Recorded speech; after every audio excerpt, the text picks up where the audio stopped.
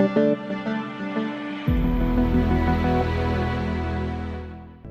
to hard reset INFINIX Note 50 Pro and Plus.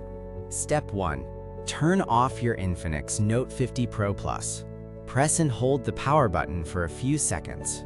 Step 2. Press and hold the volume up and power buttons at the same time. Step 3.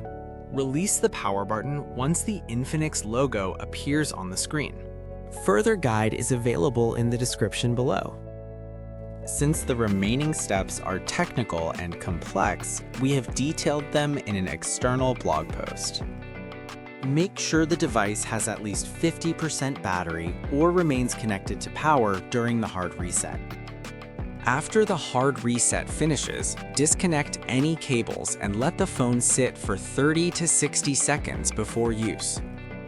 Open the link in the description to continue and finish the hard reset process.